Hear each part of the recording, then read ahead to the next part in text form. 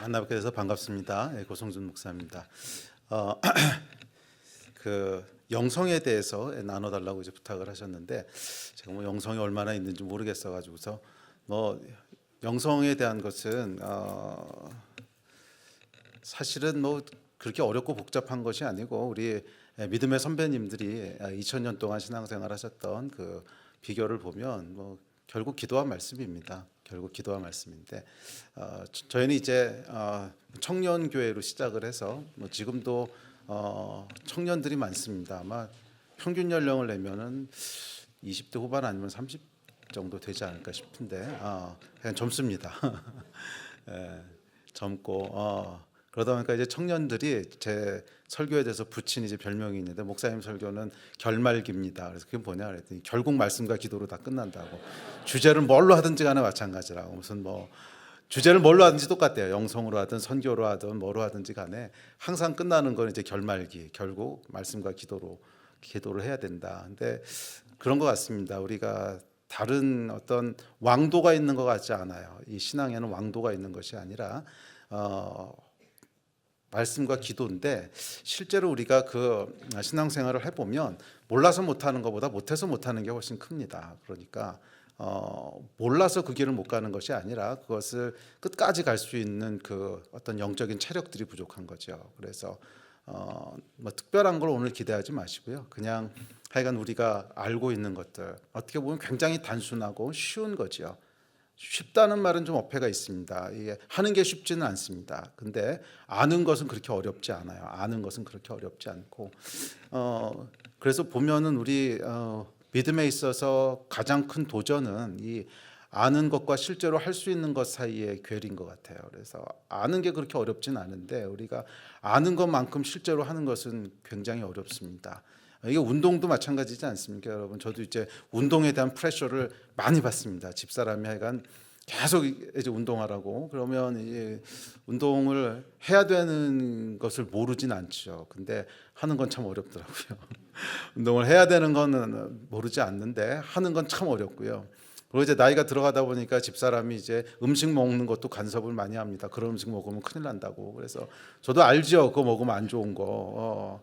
아는데 그 안 먹는 게 쉬운 게 아니죠. 그래서 영성이 마치 그와 같습니다. 이게 아는 게 어려운 게 아니라 하는 게 어려운 것 같아요. 그래서 사실은 뭐 결론은 전부 말씀드렸습니다. 기도와 말씀이라고 하는 것이 결국 전부지요. 우리 신앙생활의 전부인데 거기서 적어도 영성의 전부는 기도와 말씀이라고 저는 믿습니다. 적어도 영성의 전부는 기도와 말씀이고 그 기도와 말씀으로부터 우리가 분별력도 나오고요. 그러니까 영적인 분별력도 나오고 또 우리의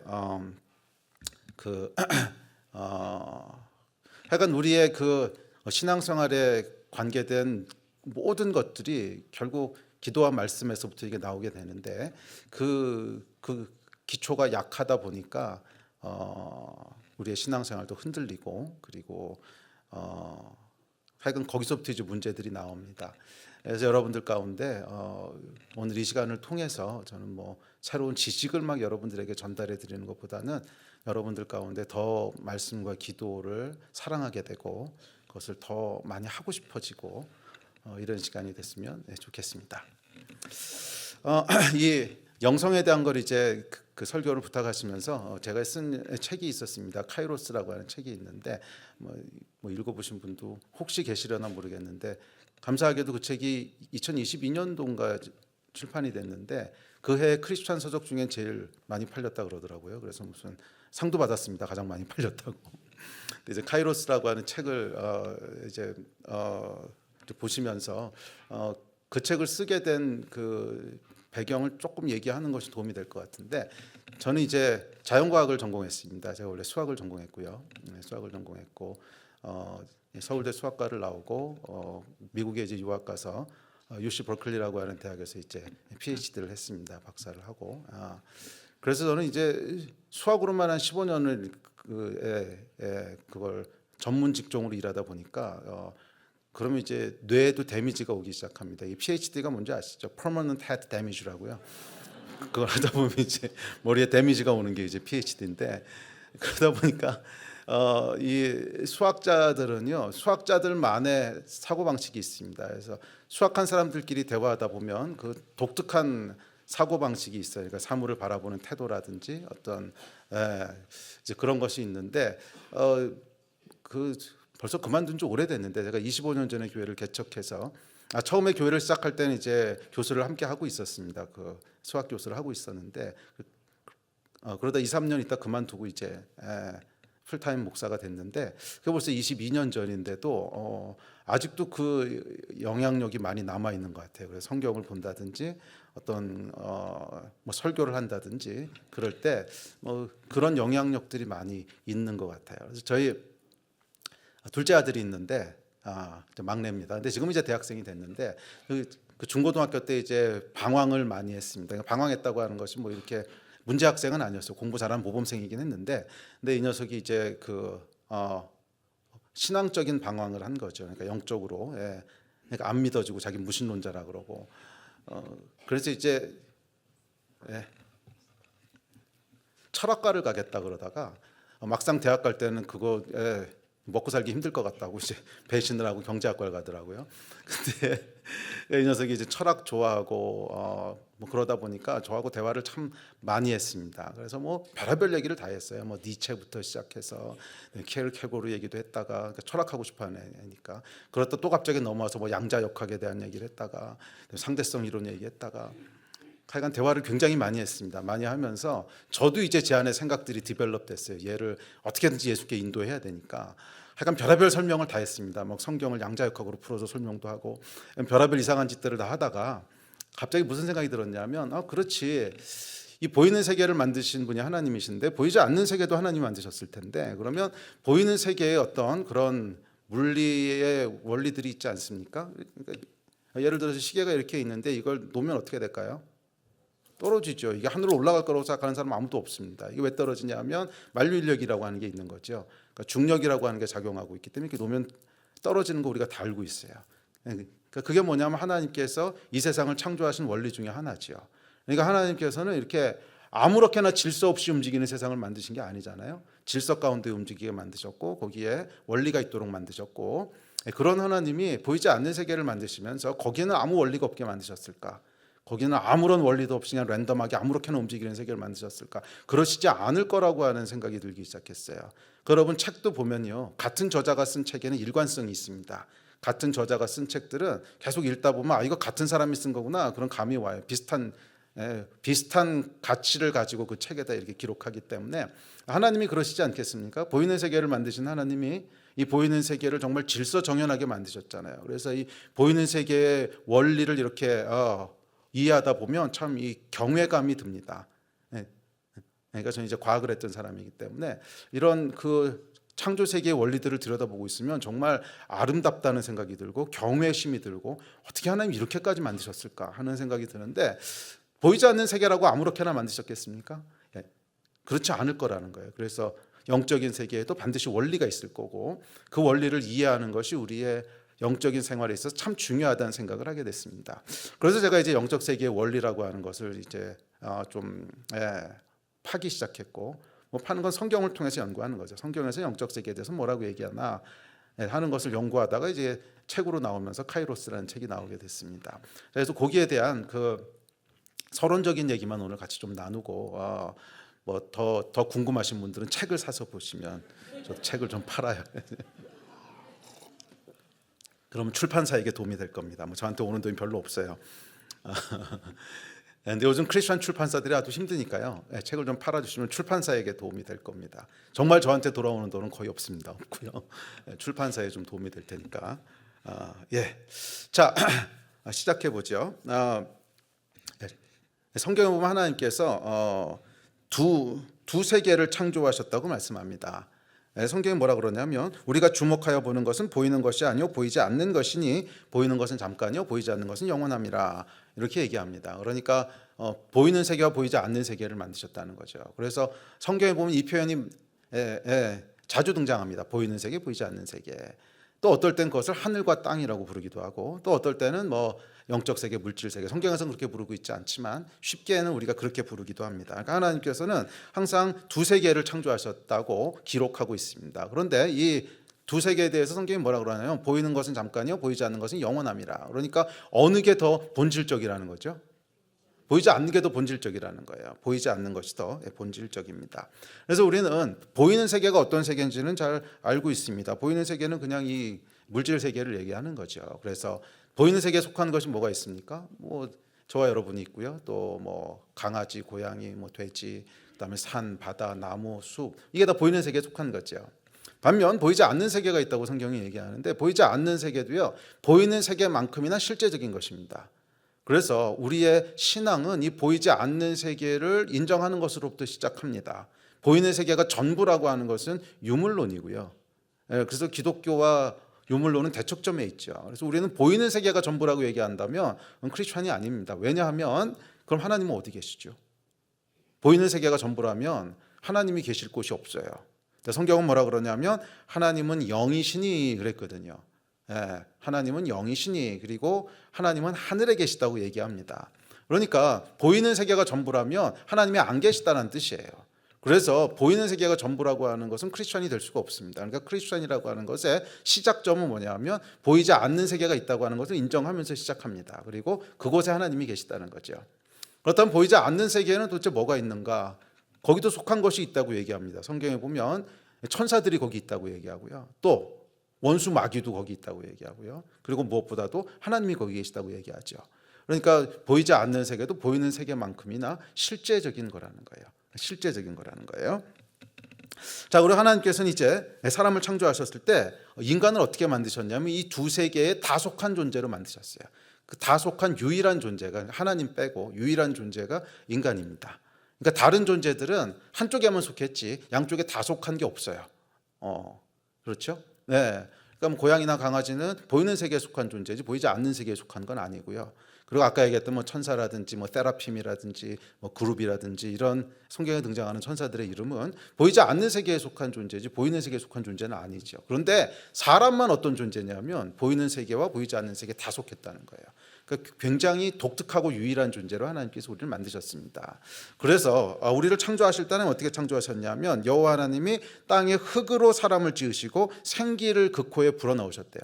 그러니까 이 생기라고 하는 게 이제 하나님의 영을 우리 안에 불어넣으셨다는 거죠. 그래서 우리는 하나님을 제외하고는 유일하게 흙으로 지으셨다고 하는 것은 이 보이는 세계에 속한 재료들을 가지고 만드셨다는 거죠. 그래서 우리 몸의 재료들은 보이는 세계에 속한 재료들입니다.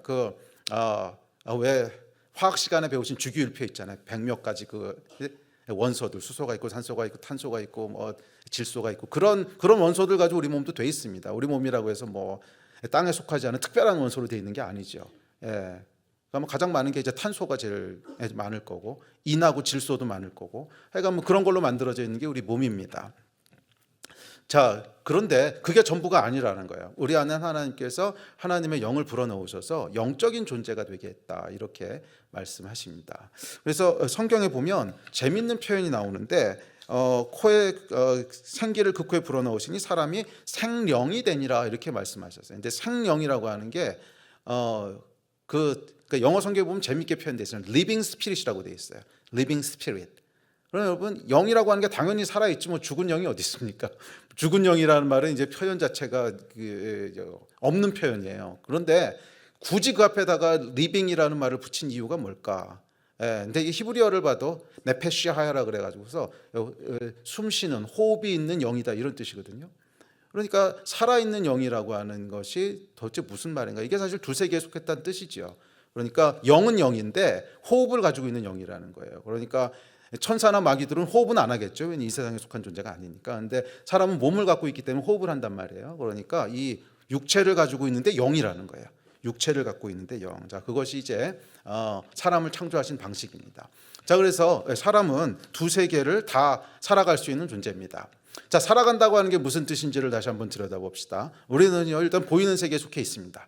보이는 세계에 속했다고 하는 건 뭐냐 하면 보이는 세계와 소통할 수 있다는 거예요. 그러니까 소통이라고 하는 것이 꼭 대화만 말하는 것이 아니라 이렇게 상호작용을 할 수 있다는 거예요. 그래서 이런 상호작용을 위해서 하나님께서 오감을 주셨죠. 뭐 보고 듣고 말하고 느끼고 하는 이런 오감을 통해서 이 보이는 세계하고 우리는 상호작용을 할 수 있습니다. 예를 들면 여기 물이 있어요. 그러면 안에 목말라 물을 마셔야지. 그럼 이렇게 들어서 마실 수 있죠. 그러니까 제가 컵하고 물하고 이렇게 인터랙션을 할 수 있다는 거예요.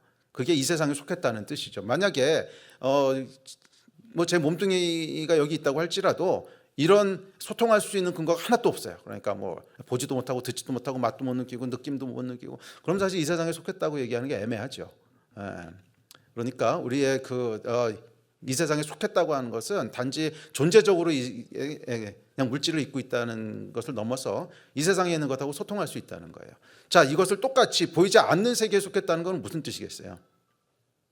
보이지 않는 세계에 속한 존재와 소통할 수 있다는 거예요. 그래서 인간은 하나님과 소통할 수 있는 기능이 원래부터 내재되어 있었다는 거예요.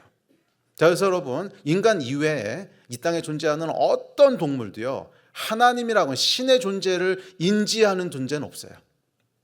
그 원숭이가 여러분 뭐 이렇게 빌었다는 거 들어본 적 있으세요? 사람은 말이에요. 그러니까 이 복음을 듣기 전이라도 그냥 아주 원시 사회에 가보더라도 하여간 신의 존재를 인지하잖아요. 어떤 시대 어떤 사회를 막론하고 신의 존재를 인지하지 않았던 때는 없었죠. 근데 물론 뭐 18세기 19세기 계몽주의가 발달하고 나면서 인간이 교만해져서 신은 없다 막 니체가 있다는 얘기하고 했지만 하여간 신의 존재를 인식하니까 신이 없다는 얘기를 하죠. 원숭이는 신이 없다는 얘기를 안 해요. 왜냐하면 신이라고 하는 단어 자체를 몰라요. 그러니까 신이라고 하는 존재 자체를 인식을 못해요. 그런데 신은 죽었다, 신은 없다라고 얘기하는 것은 신의 존재를 인식하니까 신이 없다라는 얘기를 하는 거죠. 그러니까 인간은 그 신의 존재를 인지할 수 있는 유일한 존재예요, 이 땅에서는. 뭐 원숭이나 강아지나 고양이가 뭐 아무리 똑똑해도 신의 존재를 인지하는 건 없습니다. 사람만 그걸 할 수 있죠. 그러니까 사람은 하나님과 소통할 수 있는 기능이 있어요. 그러니까 저와 여러분에게는 하나님과 소통할 수 있는 기능이 있어요. 그래서 우리가 기도할 수 있는 거고, 그래서 우리가 하나님의 음성을 들을 수 있는 거고, 그렇게 소통할 수 있는 기능이 있다는 거예요. 그게 우리 안에 있는 이제 영적인 기능입니다. 자, 그런데 문제는 뭐냐하면 우리 아담 할아버지하고 할머니가 이제 죄를 짓게 되죠. 선악과를 따먹고 죄를 지면서 그 죄의 결과, 죄를 짓고 나서 뭐라 그러시냐면 사람이 육체가 되니라. 성경이 이렇게 얘기해요. 사람이 육체가 되니라. 그 얘기는 뭐냐면 원래 영과 육을 가진 존재였는데 이제 영적인 부분들이 죽었는지 없어졌는지 기능이 전제했는지 그건 잘 모르겠어요. 하여간 그 기능은 이제 없는 거나 마찬가지가 됐다는 거예요. 그래서 그냥 육체가 되니라. 보이는 세계에만 속한 존재가 되니라 하고 성경이 얘기합니다. 이게 이제 죄의 결과라는 거예요. 그래서 이 죄 가운데 우리가 태어나기 때문에 우리는 그냥 사람이 육체가 되니라 하는 세상에서 태어난 거죠. 그래서 태어나서 하나님을 어떻게 인지하는지 하나님과 어떻게 소통하는지 전혀 모르는 상태에서 살아갑니다. 근데 이게요 사실 쉬운 일이 아닙니다. 그래서 이게 사람이 이제 그 영에 대한 걸 얘기할 때는 설명이 참 어렵습니다. 이제 보통 사람을 그 영혼 육으로 얘기를 하죠. 근데 뭐 영혼 육으로 얘기하든 영과 육으로 얘기하든 뭐 또는 그냥 뭐 사람은 사람이다 이론론으로 얘기하든 뭐 이제 큰 차이가 없다고 저는 생각을 하는데 그냥 이건 설명하기 나름이에요. 설명하기 나름인데 사실은 이제 신학도 그렇고 과학도 그렇고 이것은 해석이거든요. 해석이라고 하는 건 뭐냐면 그것을 설명해내는 방식입니다. 그러니까 그 도에빌트라고 하는 기독교 철학자가 기독교 철학에 대한 얘기를 할 때 사람들이 인식하는 방법론에 대한 얘기를 합니다. 그래서 대충 한 13가지 측면을 가지고 사람들이 인식을 한대요. 그러니까 예를 들면 어떤 의자가 있습니다. 그러면 의자를 사람들이 얘기할 때 저것은 의자입니다 이렇게 얘기하는데 수학자들은 저기서 수학적인 측면으로는 저것의 길이가 어떻게 되고 다리가 몇 개고 뭐 이런 식으로 볼 수도 있고 물리학자들은 재료가 뭐가 있고 뭐 화학자들은 화학적인 성분이 뭐고 그다음에 경제학자들은 가격이 얼마나 되고 심리학자들은 의자가 사람의 심리에 어떤 영향을 미치고 정치학자들은 의자에 앉으면 정치적 성향이 무슨 색깔에 앉으면 어떤 뭐 하여간 그럴 거 아니에요. 그러니까 이게 같은 어떤 대상을 놓고 그것을 설명하는 방식들이라는 거예요. 그러니까 이론론이니 이원론이니 삼원론이니 뭐 인간이 하나냐 뭐 아니면은 영과 혼으로 구성되어 있냐 영혼육으로 구성되어 있냐 하는 것은 다 그냥 죄송하지만 그냥 조금 심하게 얘기하면 말장난이라는 거예요. 그러니까 인간을 놓고 봤을 때 그렇죠. 인간을 영혼과 육체를 분리해내면 분리가 안 되죠. 그걸 분리하면 사람이 아니니까 분리할 수도 없는데, 그렇다고 해서 인간 안에 영적인 측면이 없냐? 그럼 그것도 아니잖아요. 영적인 기능이 있잖아요. 그러니까 영과 육이라고 얘기해도 그런 기능이 있으니까. 또 영혼육이라고 하는 것도 기능적으로 보면 뭐 영의 기능, 혼의 기능, 육의 기능이 있으니까 그냥 그걸 분리해낼 수는 없겠지만 뭐 기능이 있으니까 그렇게 설명한다고 해서 문제될 건 없죠. 그러니까 이것은 어떻게 설명하냐는 거지 뭐가 맞느냐를 따지는 이슈는 아닌 것 같아요. 뭐가 맞느냐는 이슈를 따지는 건 아닌 것 같은데, 하여간 저는 편의상 영혼육이라고 하는 그 프레임을 가지고 한번 설명을 해보겠습니다. 근데 아니 목사님 영혼육으로 나누신 거 틀린 겁니다. 그냥 영과 육으로 하셔야 됩니다. 그럼 그렇게 설명해 드릴 수도 있어요. 제가 어디서 이 설교를 했더니 목사님으로서 아니 목사님 설교는 그냥 굳이 영혼육 안 하시고 영과 육으로 해도 될 것 같은데요. 얼마든지 가능합니다. 그리고 아니면은 그냥 나누지 말고 그냥 사람으로 합시다. 그것도 얼마든지 가능해요. 그건 그냥 설명하는 방식이니까 괜히 이제 복잡한 신학적인 거 가지고 논쟁은 안 했으면 좋겠어요. 그건 그냥 설명하는 방식입니다. 설명하는. 자, 그 영혼육이라고 하는 게 뭐냐면 육은 뭔지 우리가 잘 알고 있습니다. 몸뚱이가 육이지요. 혼은 뭘까요? 사실은 사람을 성경에서 그 영혼과 육체로 나누는데 사실 영혼과 육체라는 보다 영과 혼육으로 나누는 게 맞아요. 굳이 나누자면. 그러니까 혼이라고 하는 건 뭐냐? 우리 뇌에서 일어나는 전기 호르몬 반응을 얘기하는 거거든요. 그러니까 이건 그냥 육체입니다. 근데 육체인데 이 성경이 쓰여지던 시대 사람들은 보이지 않으니까 그것이 뇌에서 일어나는 전기 호르몬 반응이라는 건 당연히 몰랐겠죠. 그러니까 모르니까 그걸 따로 분리해서 이제 혼이라는 용어를 사용했겠죠. 그런데 오늘날 관점에서 보면 굳이 혼이라는 걸 따로 구분하지 않아도 그냥 우리 몸의 일부입니다. 몸의 일부인데 그냥 뇌에서 일어나는 전기 호르몬 반응을 그냥 명칭을 혼이라고 붙인 거예요. 오케이. 그다음에 이제 영이 있습니다. 그래서 혼은 뭐냐 하면 우리 뇌에서 일어나는 반응인데 주로 지정의를 나타내겠죠. 우리가 느끼는 감정, 지식, 의지 이런 것들이 이제 뇌에서 일어나는 반응입니다. 그래서 영혼육이 있는데 이거 설명하는 건 어렵지 않은데 이제 영을 설명하는 게 어려워요. 영이 뭐냐? 이 영에 대해서는 별의별 얘기들을 다 합니다. 어떤 사람들은 자유주의 신학하시는 분들은 영, 곧 기는 이러시는 분들도 있지 않나? 영을 에너지라 그러는 분도 있지 않나? 이건 별의별 얘기들이 다 있는데 이게 어려운 이유가 있습니다. 어려운 이유는 우리는 저희가 육체가 되니라, 인간이 육체가 되니라. 그래서 영이 죽어 멈춰. 하여간 그런 상태에서 태어나서 한 번도 그게 뭔지를 몰라요. 제가 미국 유학생으로 있을 때 저희 과에 저하고 1년 동안 방을 같이 썼던 이제 대학원생이 있었는데, 그러니까 미국 사람이었어요. 근데 날 때부터 소경이었어요. 날 때부터 이제 장님이었는데 이 친구하고 1년 동안 제가 같이 지내면서 몰랐던 걸 많이 알게 됐습니다. 날 때부터 소경인 친구는요, 색깔을 알려주는 게 당연히 어렵죠. 그 날 때부터 소경인 사람한테 빨간색이 뭔지 설명하려고 해보세요. 빨간색 우리가 설명할 때 사과 있잖아, 사과를 본 적이 있어야지. 노란색을 설명한다고 합시다. 그 바나나 색깔 있잖아, 본 적이 있어야지. 이게 색깔을 설명하는 것이 어려운 것이 아니고 색이라고 하는 컨셉 자체를 설명을 못 하겠더라고요. 색깔이라고 하는 게 뭔지에 대한 개념 자체가 설명이 안 돼요. 그게 참 어렵다는 걸 제가 알게 됐습니다. 근데 영이라고 하는 게 정확히 그렇더라고요. 한 번도 우리가 사용해 본 적이 없는 세상에서 태어나서 자라니까 영이 뭐라고 하는 걸 설명할 수 있는 방법이 없어요. 한 번이라도 해본 적이 있어야지. 그래서 이건 완전히 새로운 거라는 거예요. 그래서 예수님 뭐라 그러시냐면 성령으로 거듭나야 된다 그러죠. 그러니까 갓 태어난 거하고 마찬가지라는 거예요. 그러니까 응애하고 태어나서 이제 그때부터 색깔이 뭔지 배우고 그때부터 맛이 뭔지 배우고 이렇듯이 그냥 우리가 성령으로 거듭나고 난 다음부터 이제 영이라고 하는 게 이렇구나 하는 것을 알게 되고 배워나가기 시작한다는 것입니다. 자, 이건 이게 이제 영인데, 하여간 영이라고 하는 것은 가장 쉽게 정의하면 하나님과 소통할 수 있는 기능이라고 생각하시면 됩니다. 하나님과 소통하실 수 있는 기능. 그래서 영의 기능들이 몇 가지 있는데 그건 너무 길어서 지금 설명할 수는 없고, 믿음, 그다음에 사랑 이런 것들이 사실은 대표적인 영적인 기능입니다. 믿음, 사랑, 그런 것들이 이제 대표적인 영적인 기능인데 이건 나중에 시간이 되면 조금 합시다. 자, 그런데 하나님께서 이렇게 사람을 영혼육으로 창조하실 때요, 그 안에 질서를 두셨어요. 하나님은요, 질서의 하나님이세요. 무질서의 하나님이 아니세요. 그런데 어떻게 알 수 있냐면 성령의 열매 중에 절제가 있어요. 셀프 컨트롤. 그러니까 무질서한 하나님이 아니시라는 거예요.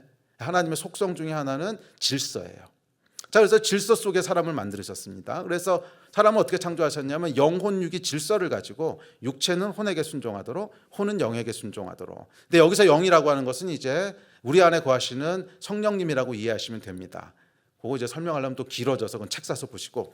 자, 그러니까 영이라고 했을 때는 우리 안에 계신 성령님이라고 이해하시면 돼요. 그러니까 우리의 혼은 성령님께 순종하도록 그렇게 창조하셨다는 거예요. 이것이 질서입니다. 네. 그런데 죄, 타락이라고 하는 건 뭐냐면 이 질서가 깨진 거예요. 이건 제 설명이 아니고 중세 토마스 아퀴나스가 했던 얘기인데, 하여간 이 질서가 깨진 걸 이제 죄라고 했습니다. 그래서 원래 사람은 하나님의 통치 아래 이렇게 놓이도록 만들었는데 이 질서를 깨버린 게 죄죠. 그래서 이 질서가 깨지면서 하나님이 두셨던 우리 안에 모든 질서들도 깨져버렸다는 거예요. 그게 죄라는 겁니다. 그래서 원래는 어떻게 창조하셨냐면 우리 몸은요 혼에 순종하도록 창조되셨습니다. 그래서 제 혼이 생각을 합니다. 목말라 뭐 좀 마셔. 그럼 제 몸은 순종을 해 이렇게. 물이 없으니까 따로. 그럼 제 몸은 순종을 합니다. 예. 자, 이게 이제 정상적인 창조의 질서지요. 그리고 우리 혼은 영에게 순종하도록 만들었어요. 하나님의 말씀에 그대로 순종하도록 이렇게 창조되었는데 이 죄가 일어나면서 이 질서가 깨져버린 거예요. 그래서 제 혼이 뭐라고 생각해도 육체가 그것대로 안 따라옵니다. 정말이요? 예. 정말로 안 따라옵니다. 예를 하나 들어볼게요. 제가 요즘 보니까 살이 좀 붙었어요. 이렇게 배도 나오고. 그래서 굳게 결심을 했습니다. 다이어트 할 거야. 살 뺄 거야. 정말이에요. 정말 제가 원하는 거예요. 근데 밤에 이제 집에 갔더니 우리 아들이 라면을 먹는다고 끓이고 있어요. 그걸 보는 순간 또 라면은 못 참지요. 남자는 라면 아닙니까? 그래가지고서 둘이 앉아가지고 막 라면을 먹어요. 그러고 먹고는 이제 막 먹는 제가 혐오스러워요. 분명히 살 뺀다고 했는데 이건 도대체 뭔가? 자, 그럼 여러분 살 빼기 원하는 나가 날까요? 라면을 먹고 있는 나가 날까요? 이게 아주 심각한 분열이 일어난 거지요. 그러니까 이게 내 안에 분열이 일어난 거예요. 도대체 그러면 살을 빼고 싶어하는 나가 진짜 난가? 아니면 이걸 먹고 싶어하는 나가 진짜 난가? 그러니까 이런 게 여러분 분명히 제 의지는 뭐라 그랬냐면 먹지 않을 거야가 제 의지예요. 그런데 제 육체는 그것을 거부합니다. 그냥 먹어. 육체의 욕구가 제 혼의 결단을 넘어선 거죠. 그러니까 이건 질서가 아닌 거죠. 그래서 여러분이 타락했는지 안 했는지를 보시려면 밤마다 라면 먹고 계신 거 보면 돼요. 그러면 이거는 이제 타락의 빼박입니다. 이게 빼도 봐도 못하는 증거인데. 자, 이와 마찬가지로 우리의 혼도요 영에게 그렇게 한다는 거예요. 그래서 심지어 거듭나고 난 다음에도 바울이 뭐라 그랬습니까? 오호라 나는 공고한 자로다. 내 안에 두 마음이 싸우고 있다는 거예요. 분명히 하나님께 순종하고 싶은 마음도 있는데 또 죄를 쫓아가고 싶은 마음도 공존하는, 살을 빼고 싶은 마음도 있는데 라면을 먹는 마음도 공존하는, 그게 우리의 타락의 현실이라는 거죠.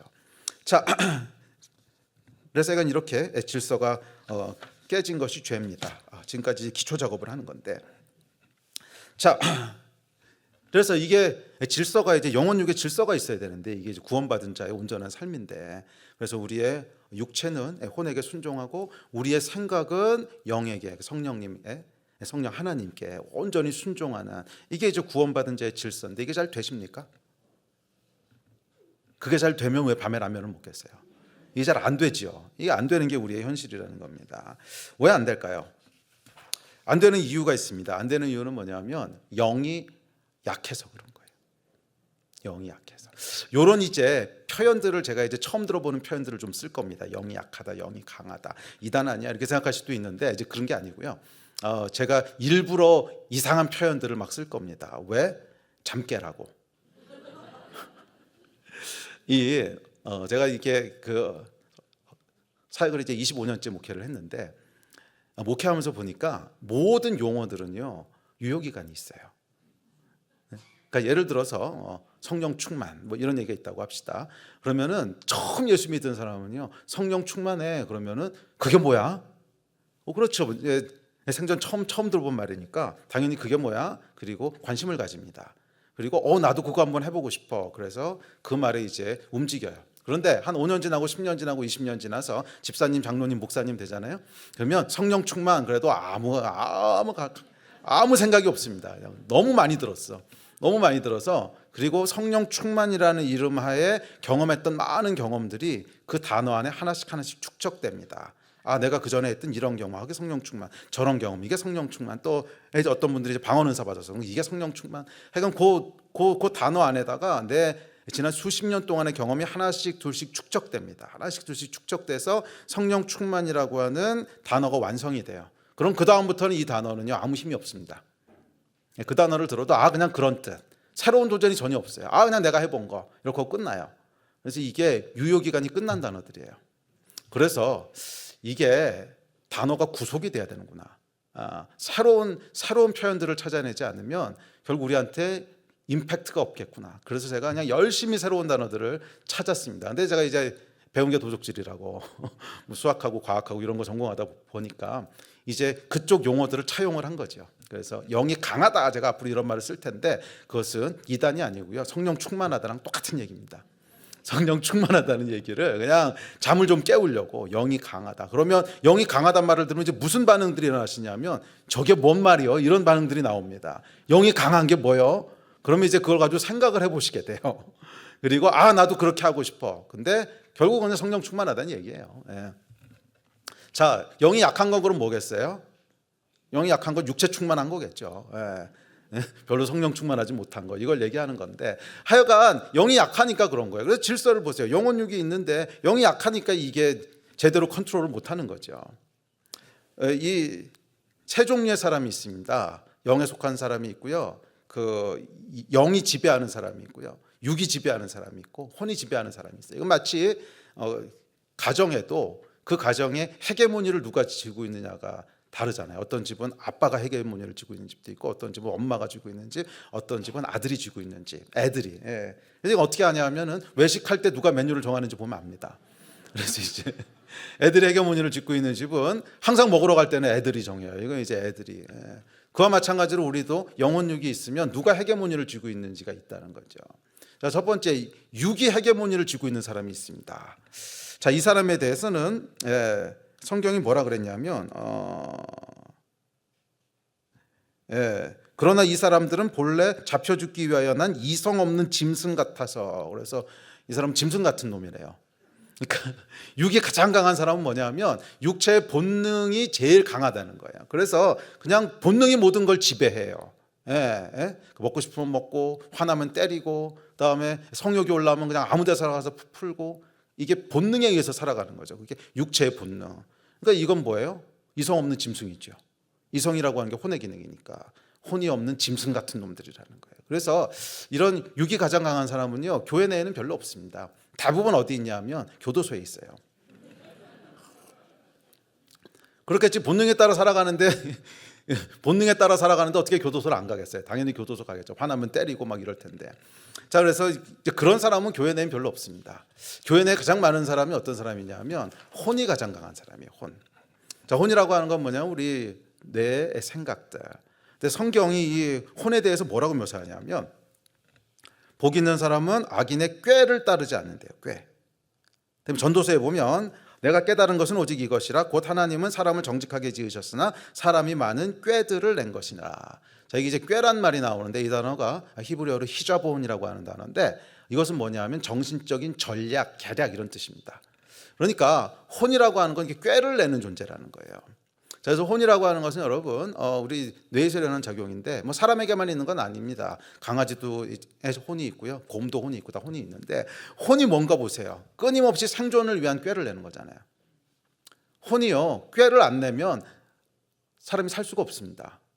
그 꾀라고 하는 것은 생존하기 위한 거예요. 생존. 그래서 혼은 끊임없이 뭐를 생각하냐면 무엇이 나에게 이익일까를 생각해요. 무엇이 나에게 이익일까?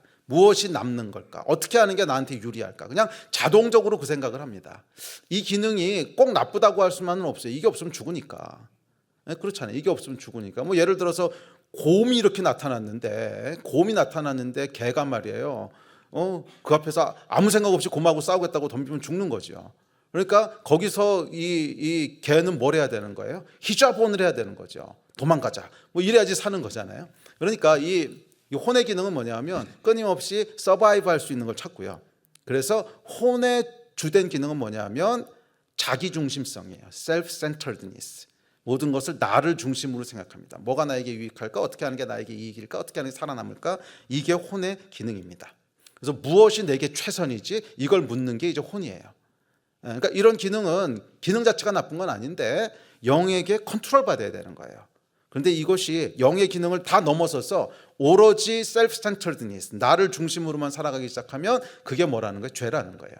그래서 원래 하나님 우리를 창조하실 때는 하나님 중심으로 살아가도록 만드셨는데 이걸 끌어내리고 나 중심으로, 그러니까 혼 중심으로 살아가도록 만든 것이 죄의 본질입니다. 나 중심적으로 살아가게 만든 것. 자, 그래서 혼은 끊임없이 무엇이 내게 최선이지를 묻고요. 여러 가지 모습으로 나타납니다. 그래서 이 혼이 강한 사람은 보통 자아가 강하다 이렇게 이야기도 하는데, 자아가 강하다고 하는 것은 자기에 대한 믿음이 강하고 자기 보호 본능이 강하고 자기 애가 강한 거예요. 자, 그래서 이 혼이 강한 사람의 특징은 뭐냐면 자기에 대한 믿음이 강합니다. 그래서 자존심도 세고요, 고집도 세고 교만하고, 그래서 세상에서도 보통 이런 사람들을 아유 자아가 세 그렇게 얘기하는, 맞아요, 이게 혼이 센 거예요. 혼의 기능이 센 겁니다. 이 혼의 기능이 센 사람들의 대표적인 특징이 뭐냐면 기도를 많이 안 해요. 대표적인 특징입니다. 기도를 하긴 하는데 좋아하진 않아요. 이 기도는 여러분 내가 할 수 없다고 느낄 때 나오는 게 기도예요.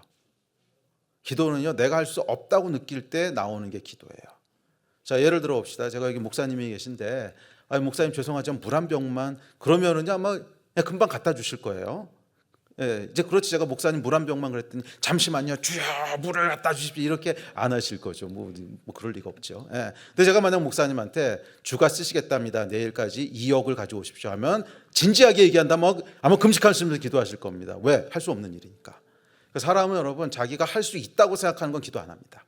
자기가 할 수 있다고 생각하는 건 기도 안 해요. 항상 기도의 시작점은 뭐냐면 내 연약함을 깨닫는 데서부터예요. 기도의 시작은 내 연약함을 깨닫는 데부터예요. 아, 내가 할 수 있는 게 없구나. 나는 그냥 죄 짓는 존재구나. 나는 하나님 앞에 사고나 안 치면 다행인 존재구나.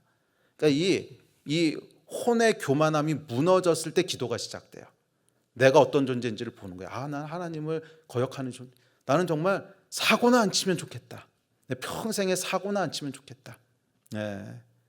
사실 제가 이제 목회를 시작하게 됐을 때, 이제 그때가 미국에서 막 이제 PhD를 마쳤을 텐데, 제가 되게 좋은 대학에서 PhD를 했습니다. UC 버클리라는 데서 PhD를 했는데, 거기가 전 세계에서 수학과로는 압도적인 넘버 원이었어요. 그래서 그 학교를 뭐라고 불렀냐면 서울대생이 가고 싶은 서울대라 그랬거든요. 그러니까 서울대생이 중고등학교에서 서울대 가기 어렵잖아요. 근데 서울대생이 거기 가는 게 이제 그와 같다. 그래서 약간 서울대생들의 서울대라고 불리던 데인데, 좋은 데서 했습니다. 이건 좋은 데서 했는데, 이제 이것은 이 얘기하면 뒤에 걸 못하니까 짧게 합시다. 근데 하여간 하나님께서 이제 목회자로 저를 부르실 때 철저하게 가르치셨던 게 뭐냐면 내가 어떤 존재인가 하는 거였어요. 와, 내가 할 수 있는 게 아무것도 없구나. 나는 진짜로 제가 했던 고백이 뭐냐면 하나님 앞에 사고나 안 쳤으면 좋겠다. 사고나 안 쳤으면 좋겠다. 평생 사고나 안 쳤으면 좋겠다. 그랬더니 하나님께서 창졸간에 목회를 하게 하시더라고요. 아마 그게 하나님께서 이렇게 보시고 있던 그 기준이었던 것 같아요. 그래야 기도를 하는데 자아가 세면요 기도 안 합니다. 자아가 세면 절대 기도 안 합니다. 이게 약간 이 혼이 강한 사람의 특징은요, 생각이 많고요 기도는 안 해요. 그 생각할 시간에 기도해야 되는데 생각이 많은데 기도는 안 해요. 이게 이제 혼의 사람들의 대표적인 특징입니다. 혼의 사람들의 대표적인 특징. 이게 교회 밖에 얘기하는 건 아닙니다. 교회 안에. 교회 밖에서 외인들이 어떻게 하는지야 뭐 관심 없습니다. 거기야 당연히 영이 없는 사람들이니까 혼으로 살겠지 뭐 딴 거로 살겠습니까? 그거는 얘기할 필요도 없는 거고, 교회 안에서 교인들은 사실 영으로 살도록 부름받은 자들인데 교회 안에서 사실 일어나는 모든 문제들의 근원에는 혼이 강한 게 있어요. 혼이 강하니까 싸움이 나고요. 혼이 강하니까 교회에서 문제들이 생기고, 이게 다 혼이 강한 거거든요. 그래서 생각을 많이 하기 전에요, 기도를 많이 해야 돼요. 생각을 많이 하기 전에 기도를 많이 해야 돼요. 제가 목회 시작하고 나서 한 3, 4년쯤 됐을 때까요. 2003년, 2004년쯤인데 기도하려고 제가 아침에 이렇게 가서 이제 교회에 앉아 있습니다. 그래서 주님, 딱 그러고 기도하려 앉으면 성령께서요 벼락같이 말씀을 시작하시는 거예요. 근데 뭐라 그러시냐면 생각하지 마라 그러시는 거예요. 아유, 그냥 기도하다 잡생각 든 거겠지. 그리고 다음 날 또 앉았는데 딱 앉으면 이 속에서부터 이렇게 올라오는 음성이 기도하지 마라. 아니 생각하지 마라. 기도 안 하면 큰일 나죠. 생각하지 마라. 그냥 집요하게 그 말씀을 하시는 거예요. 정말 2년을 그 말씀하셨어요. 앉을 때마다 생각하지 마라. 생각하지 마라. 그러니까요. 이게 멘붕이 오더라고요. 저는 제 잘하는 거가 생각이라고 생각을 했거든요. 보십시오. 제가 딴 거 잘할 게 있게 생겼습니까? 이 몸으로서 운동을 했겠습니까? 아니면은 이 외모를 가지고 탤런트를 하겠습니까? 할 게 없어요. 그러니까 그냥 오로지 잘하는 거 하나가 이제 생각하는 거라고 생각을 했는데 그거 하지 말라 그러니까 할 수 있는 게 없는 거예요. 그럼 난 뭘 해야 되는 거지? 그래서 그때부터 뭘 하기 시작했냐면요. 물어보기 시작한 거예요. 하나님 뭐 해야 되는 겁니까? 왜 생각하지 말라고 했습니까? 제가 이 혼의 사람이었는데 교육하시는 거죠. 하나님께서 가르치시는 거예요. 영에게 복종하는 사람이 되어야지 머리 굴리는 사람이 돼서 되겠냐. 네가 생각 아무리 한다고 한들 하나님의 지혜에 발끝만치라도 미치겠냐. 그래서 그때부터는 이제 계속 묻기 시작했습니다. 하나님 뭐 할까요? 딱 아침에 가면요 1시간, 2시간이고 하나님 뭐 할까요? 하나님 뭐 할까요?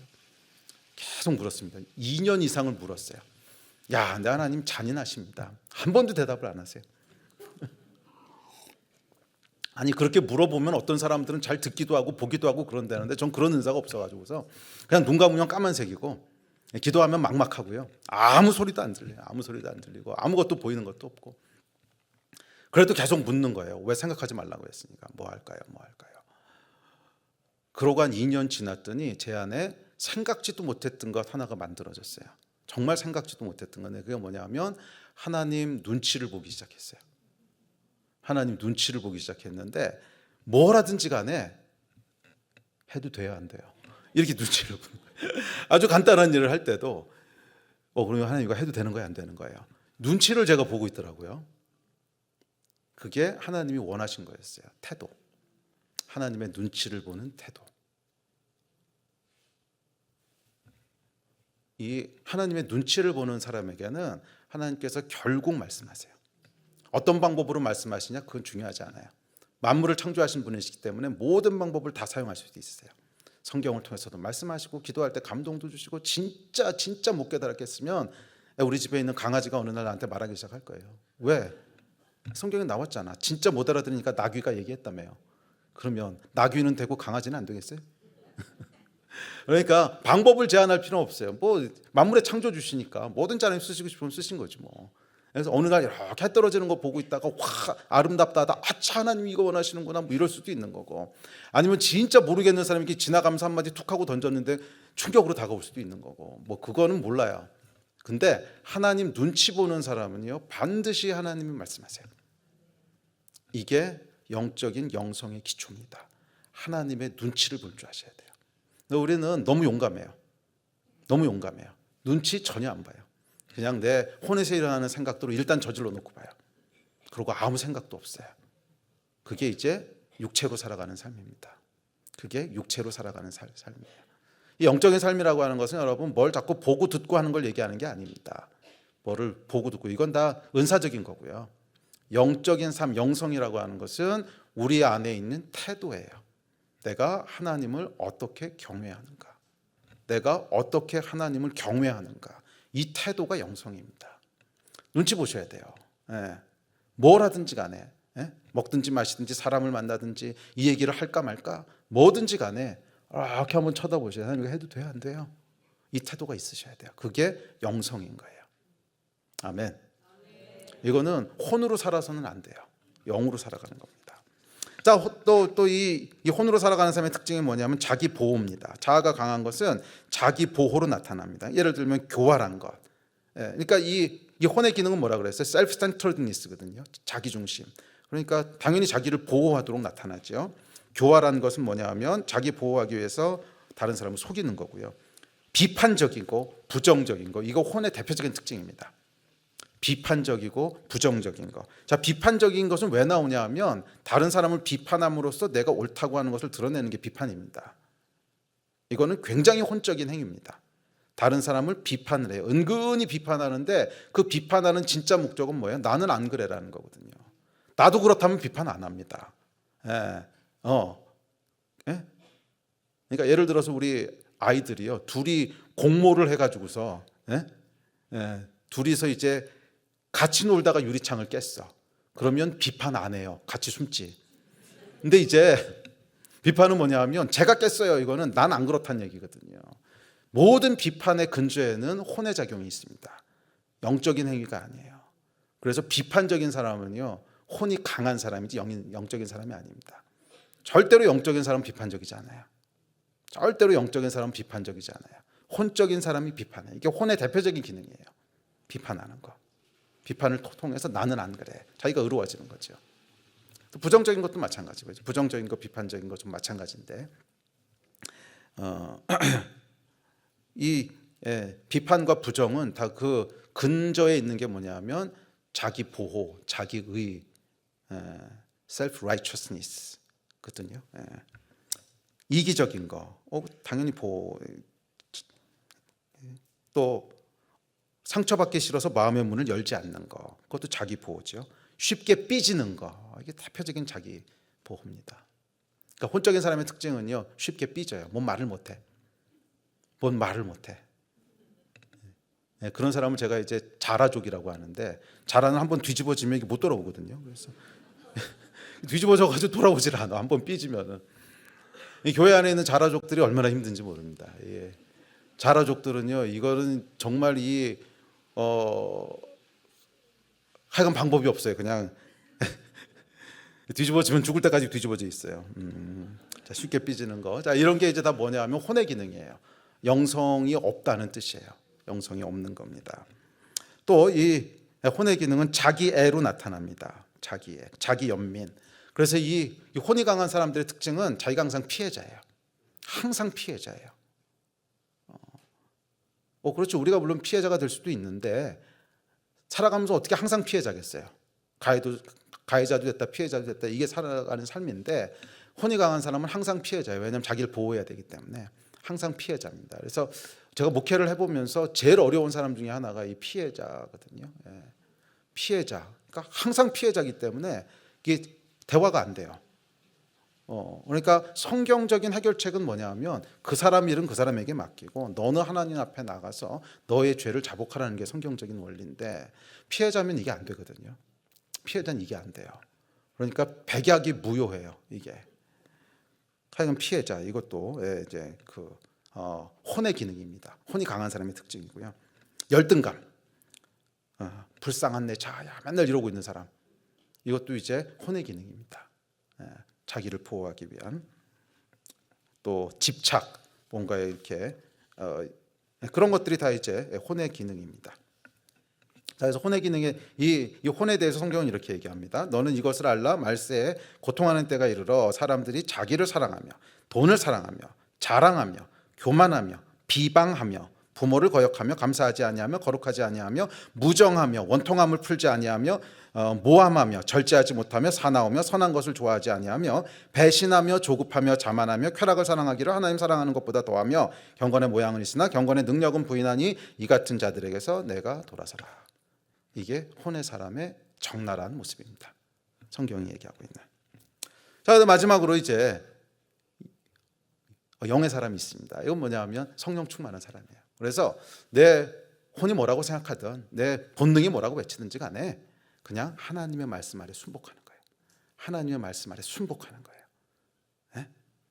내 감정이 따라오지 않아도, 내가 손해를 봐도, 내 의지가 뭐라고 얘기를 해도 하여간 하나님의 말씀이라면 깜빡 죽는 거예요. 이게 영성입니다. 그러니까 영성은 여러분 뭘 보고 듣고 하는 게 영성이 아닙니다. 그건 은사지요. 뭐 은사가 잘못되거나 틀린 건 아니지만 영성은 아니에요. 은사는 그냥 도구로 주신 거기 때문에 은사가 있다고 해서 이 다음에 하나님 앞에서 칭찬받는 건 아닙니다. 은사로만 따지자면 여러분 사울 왕도 예언자 중에 있었다고 그러잖아요. 그럼 사울 왕은 뭡니까? 예. 그러니까 심지어 사울 왕이 버림받고 난 다음인데 그때도 은사가 있었단 말이에요. 그러니까 은사하고 영적인 성숙하고는 아무 상관이 없습니다. 은사하고 성숙하고는 아무런 상관이 없어요. 그래서 갓 예수 믿은 사람도요, 그냥 강권적으로 은사가 부어지면 막 기도하면 병도 낫고 막 그래요. 근데 그거하고 영성하고는 상관없다는 거예요. 영성은 내가 하나님 말씀에 어떻게 순종할 수 있느냐 하는 능력이 영성이에요. 내 자아를 꺾고 어떻게 하나님 말씀에 순복할 수 있느냐는 게 영성이지 뭘 보고 듣고 하는 게 영성이 아닙니다. 사람들이요, 영이 강한 것하고 영이 예민한 거를 자꾸 헷갈려요. 은사는 영이 예민한 거예요. 뭘 자꾸 보고 듣고 하시는 분들 있죠. 그게 틀리거나 나쁜 건 아닙니다. 저는 뭐 은사 중지론자도 아니고요. 당연히 은사는 좋은 거죠. 근데 영성은 아니라는 거예요. 그걸 헷갈리시면 안 돼요. 영성하고는 다른 거라는 거예요. 좋은 거지만 영성하고는 다른 거라는 거예요. 아멘이십니까? 예, 그건 그냥 주신 용도대로 쓰면 돼요. 뭐 치유의 은사를 주셨다. 그럼 아프신 분들 위해서 열심히 기도하면 되는 거고, 그건 뭐 영성하고는 아무 상관이 없어요. 그냥 은사로 주신 거예요. 그래서 영이 강한 것하고 영이 예민한 것을 잘 구분을 못 하시는데, 이 은사는 이제 영이 예민한 거고요. 영성은 영이 강한 거예요. 영이 강해서 혼과 육을 지배하는 거, 통치하는 거예요. 피부가 강한 것하고 피부가 예민한 건 다르죠. 피부가 강한 건 피부가 건강한 거고요. 피부가 예민한 것은 아토피라고 부릅니다.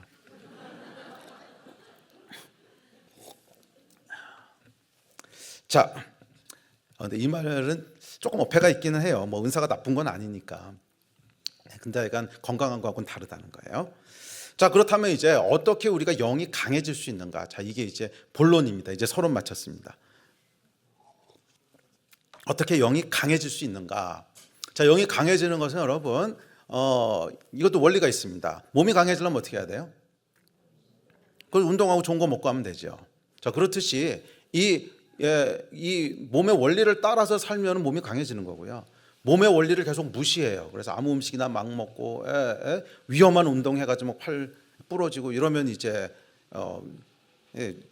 강해질 수 없듯이 영도 마찬가지입니다. 영적인 세계도 하나님 원리를 가지고 만드셨기 때문에 그 영적인 원리를 따라서 살면 우리 영이 강해지는 거고요. 계속 영적인 원리를 거스르면서 살면 당연히 영이 약해지는 거죠. 영적인 원리가 뭡니까? 그것이 아까 말씀드렸듯이 사랑. 맞아요. 그래서 우리가 계속 사랑하기를 선택하면 영이 강해져요. 근데 그 얘기는 오늘 할 수 없고, 소망도 마찬가지인데 오늘은 믿음에 대한 얘기만 좀 하려고 합니다. 그런 원리 중에 이제 중요한 게 믿음인데, 믿음을 계속 믿음으로 살면 영이 강해진다는 거예요.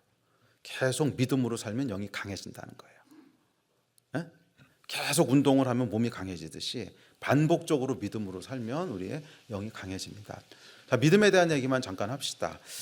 자, 믿음은요, 여러분 참 신기합니다. 저는 믿음을 그냥 안다고 생각했어요. 그런데 시간이 흐를수록 믿음이 뭔지 잘 모르겠어요.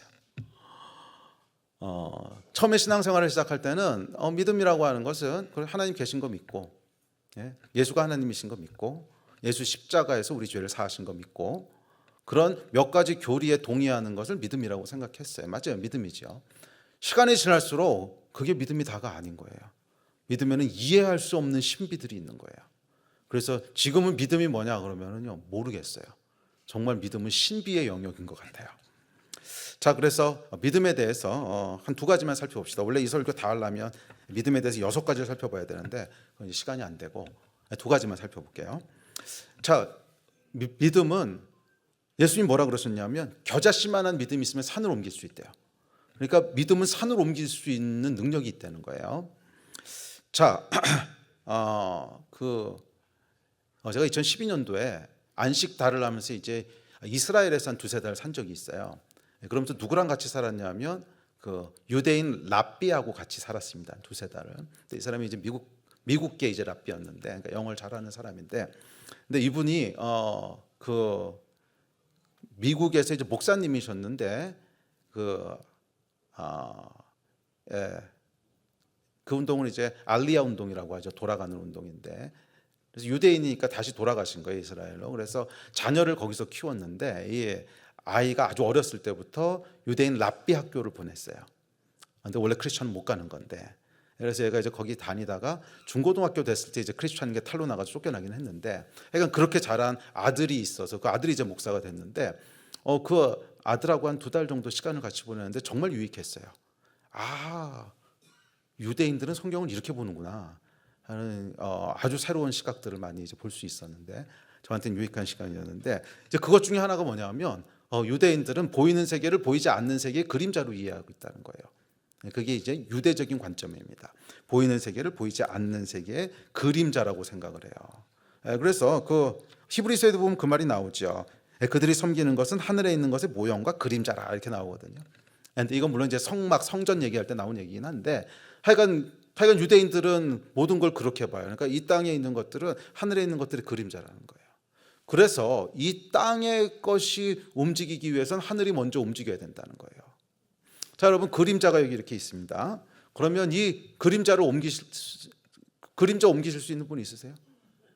이거 뭐 아무리 붙잡고 힘써봐야 그림자는 안 옮겨집니다. 근데 그림자를 옮길 수 있는 아주 쉬운 방법이 있어요. 본체를 이렇게 밀면 돼요. 그럼 그림자는 이제 따라서 움직이죠. 이게 영적인 원리라는 거예요. 그래서 크리스천은 어떻게 살아가는 거냐 하면, 그림자 가지고 싸우는 사람이 아니에요. 먼저 보이지 않는 하늘에 있는 본체를 움직이는데, 그게 믿음이라는 거예요. 믿음으로 하늘에 있는 본체가 움직이면 땅에 있는 그림자는 따라서 움직인다는 거예요. 그게 우리의 살아가는 방식이라는 거예요. 그래서 믿는 자들은 항상 기도가 선행돼야 돼요. 항상 기도가 선행돼야 돼요. 믿음의 기도. 믿음의 기도를 통해서 하늘에 있는 것이 먼저 움직여지고, 하늘의 것이 먼저 풀어지고, 또는 하늘의 것이 먼저 묶어지고, 그러면 이 땅의 것도 풀리고 묶인다는 거예요. 그것이 크리스천들의 정상적인 삶의 방식입니다. 그러니까 기도 없이 행하는 것들은 그 어떤 것도 하나님의 역사가 아니에요. 기도 없이 행하는 것은 그 어떤 것도 하나님의 역사가 아니에요. 정말 하나님의 역사는 내가 기도 안 했더라도 누군가 기도해요. 그러니까 하나님의 역사가 일어나는 거지, 아무도 기도 안 했는데 그냥 일어나는 것은 그 하나님이 하신 일이 아니라는 거예요. 그래서 크리스천은 항상 기도로 살아가는 사람들입니다. 제 설교는 결말기, 항상 말씀과 기도로 끝나는 거기 때문에. 자, 그래서 하여간 이 믿음은요, 산으로 옮길 수 있다는 거예요. 이 땅에서는 아무리 불가능해 보여도 본체만 움직이면 되는 거 아니에요. 뭐 아무리 이 땅에 큰 산이 있다고 해도 그림자라는 거예요. 그림자. 목사님 병원에서는 불가능하다고 했는데요, 그 그림자일 뿐이라는 거예요. 은행에서는 안 된다는데요, 그 그림자일 뿐이라는 거예요. 아무리 앞에 큰 산이 있고 아무리 앞에 어마어마한 장애물이 있어도 단지 그림자일 뿐이에요. Just a shadow. Just a shadow. 그냥 그림자일 뿐이에요. 그림자. 아멘이십니까? 우리가 겨자씨만한 믿음이 있으면 본체로 움직이면 돼요. 뭐 아무리 거기 거대한 뭐 불가능한 뭐가 있어도 하늘에서 하나님이 움직이시면 땅의 건 그냥 따라오는 거라는 거예요. 이게 믿음입니다. 자, 믿음은 뭐냐면 여러분, 하늘과 땅을 연결하는 통로예요. 하늘과 땅을 연결하는 통로예요. 우리 그러니까 몸은 이 땅을 살고 있죠. 하지만 동시에 영적인 세계가 있습니다. 하늘이 있고 하나님이 계세요. 믿음은 우리가 하늘을 움직인다. 그 아까 말씀드렸듯이 땅에 산다고 하는 건 땅하고 인터랙션 할 수 있는 기능들이 있다는 거잖아요. 뭐 이렇게 잡을 수도 있고 마실 수도 있고, 그렇듯이 하늘과 인터랙션 하는 기능이 있다는 거예요, 우리 안에. 그게 영인데 그 영의 기능이 믿음이라는 거예요. 믿음만 있는 건 아닌데 그중 하나가 믿음이라는 거예요. 그래서 믿음은 여러분, 이 땅에서 작동하는 것이 아니라 하늘에서 작동하는 거예요. 우리가 믿음으로 뭔가를 행할 때 마치 우리 손이 이렇게 물컵을 들어서 이렇게 물을 마시듯이, 믿음으로 행할 때 하늘에 있는 뭔가를 움직이는, 하늘과 인터랙션하는 기능이 믿음이라는 거예요. 그래서 믿음을 통해서 우리는 하늘에 있는 것들을 이 땅으로 끌어오는 거예요. 믿음을 통해서 우리는 하늘에 있는 것들이 이 땅에 실체를 만드는 거예요. 성경에 보면 무슨 말씀이 나오냐면 에베소서예요. 모든 신령한 복들을 하나님이 다 준비해 놓으셨대요. 근데 영어로 보면 뭐라 그러냐면 Every spiritual blessings in heavenly realm. 그러니까 모든 영적인 복인데 어디 있대요? In heavenly realm. 하늘에 있대요. 하늘의 모든 신령한 복들을 다 마련해 놓으셨대요. 그러니까 저와 여러분에게 주시려고 모든 신령한 복들을 다 준비해 놓으셨는데 하늘에 있대요. 그럼 그 복을 누리려면 어떻게 해야 되겠어요? 땅으로 가져와야 될 거 아니에요. 땅으로 가져와야 될 거 아니에요. 오케이, 통장에 어마어마한 돈이 있어. 근데 통장을 쓰려면 어떻게 해요? 찾아와야 될 거 아니에요. 하늘에 어마어마한 모든 스피리추얼 블레싱을 하나님이 다 마련해 놓으셨는데 인출을 해야 될 거 아니에요. 땅으로 끌고 와야 될 거 아니에요. 그게 뭐냐면 믿음이라는 거예요. 그러니까 믿음은 하늘에 있는 것들을 끌고 오는 거예요. 그래서 이 땅에 실체가 되게 하는 거예요. 그게 믿음입니다. 감이 잘 안 오시는 분들을 위해서 간증을 하나 할게요. 이 간증 들으면 잘못하면 이단 소리도 듣는 간증인데 들을 귀 있는 사람은 들을지어다. 오래전 얘기입니다. 한 15년도 더 된 얘기인 것 같은데 저희 교회에 이제 대학생 청년이 한 명 있었어요. 대학생 청년인데 나온 지 얼마 안 되는 대학생이었는데 아주 믿음이 좋은 친구였어요. 이 친구가 이제 경희대 다니는 친구였는데 경희대 이제 매해마다 기독교 대표를 한 명씩 뽑거든요. 선교단체들 있어서 그 해에 이제 기독교 연합회 회장이라 그래요. 근데 이제 그것도 하고 뭐 이랬던 친구인데 아주 믿음이 좋은 친구인데 근데 이제 집이 아주 어려웠어요. 아버님 일찍 돌아가시고 어머님이 이제 돈을 버셨는데 보험 설계로 이렇게 돈 버셨는데 그 이제 교통사고가 나셔가지고 누워 계시고 뭐 그래서 아주 힘들었어요. 그래서 학교를 제대로 못 다니고 이제 한 학기 일해서 돈 벌고 그 다음 학기 학교 다니고 뭐 이렇게 아주 어렵게 다니고 있었어요. 근데 하루는 저희 그 대학부 담당 전도사가 저한테 오더니 목사님 세상에 살다가 별 희한한 일을 다 봅니다 이러는 거예요. 그래서 뭔데? 그랬더니 그 이야기를 해주는 거예요. 무슨 얘기냐면 이 친구가 저희 교회 나온 지 얼마 안 됐을 때인데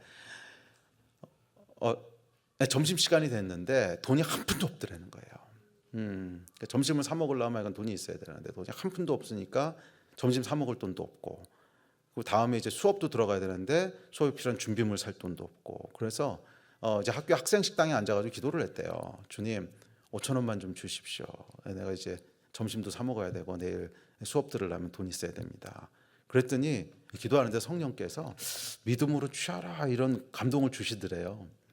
근데 이 친구가 아주 좀 엉뚱해요. 그래서 이 친구가 믿음으로 취하는 게 뭡니까? 그랬더니 성령님께서 또 저기 그 학생회관 저 구석에 이렇게 구석의 모퉁이에 가서 벽에다 코를 박고 이렇게 하는 게 믿음으로 취하는 거랑 감동을 주시더래요. 그래서 이 친구가요 또 갔어요. 이렇게 모퉁이 구석에 저기 저 코너 보이시죠? 코너로 이렇게 간 거예요. 그래서 코너에다 얼굴을 쳐박고 주님 5천 원만 주십시오. 그랬다는 거예요. 근데 5천 원이 생겼다는 거예요. 파 이단 보듯이 하잖아. 아니 그냥 이게 사람들 지나다니면서 이렇게 쓰면 너 주고 갔겠지. 저기 코너에다 코 박고 하는데 누가 주고 갑니까? 사람 지나다닐 수도 없는데. 그래서 제가 다시 물어봤어요. 아니 그러면 그게 그냥 허공에서 생겼단 거야? 그랬더니 그렇다는 거예요. 아웃 오브 나띵에서 그냥 이렇게 공중에서 생겼다는 거예요. 5천 원이. 제가 도저히 못 믿겠어가지고서 불러라. 이렇게 불러라. 그래서 불렀어요. 불러서 앞에다 앉혀놓고 너 내 말 잘 들어라. 거짓말하면 안 돼. 그래도 이 친구가 막 이러면서 자기 이런다고. 그래서 너 내가 그 얘기 들었다 5천 원 얘기. 그랬더니 진짜냐? 그랬더니 얘가요. 진짜라는 거예요. 그래서 주변에 사람 없었어? 그랬더니 없었대요. 그러면 그냥 이렇게 했더니 공중에서 생긴 거야? 그랬더니 그렇다는 거예요. 그럼 그 5천 원 어쨌어? 그랬더니 3천 원은 밥 사 먹고 2천 원 준비물 샀대요. 그래서 야 그거는 코팅을 해놔야지.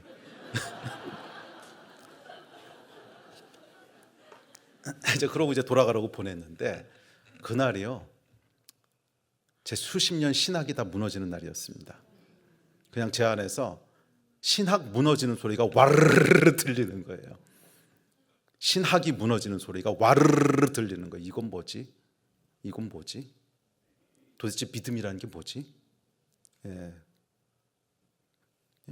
분명히 내가 하나님을 믿는다고 했는데, 목사인데 난 뭘 믿는 거지? 보이지 않는 세계라는 건 도대체 뭐지? 제 모든 신학이요 그냥 와르르르르 무너지는 그런 날이었습니다. 예. 그리고 제가 알게 된 게 뭐냐 하면, 와, 보이지 않는 세계는 보이는 세계만큼이나 진짜구나. 그게 실제구나. 그게 실제구나. 그리고 믿음은 그 보이지 않는 세계의 것을 보이는 속에 가져오는 거구나. 실체가 되게 하는 거구나. 믿음은 바라는 것들의 실상이요.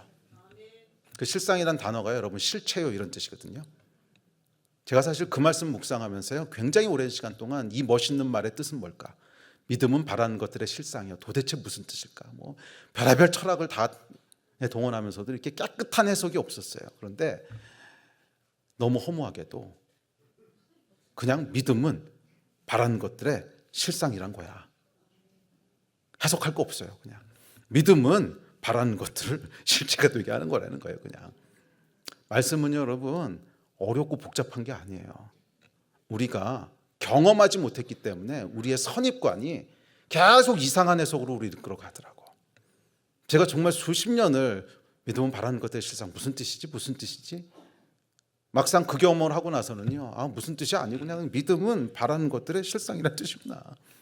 믿음은 바라는 것들의 실상이란 뜻이구나. 아멘. 믿음은 여러분 보이지 않는 세계를 보이는 세계로 끌고 오는 겁니다. 우리는 여러분 믿음으로 몸은 땅에 있어도 하늘을 살아갈 수 있는 사람들이에요. 이 삶을 사시기를 주의 이름으로 축복합니다. 자, 두 번째는 광야의 믿음이 있습니다. 요거까지 하고 마칠게요. 광야의 무덤이 있는데, 자, 그런데 문제는 뭐냐면 이게 잘 되시냐는 거예요. 기도하면 날마다 병이 낫고 기도하면 5천 원이 막 생기고 되세요 이거 잘? 솔직히 얘기하세요. 잘 안 되죠. 저도 잘 안 돼요. 근데 어느 날 이렇게 앉아서 제 타율을 계산해 보니까 처참하더라고. 일할이 안 되는 것 같아. 10번 하면 한 번이나 그게 될까?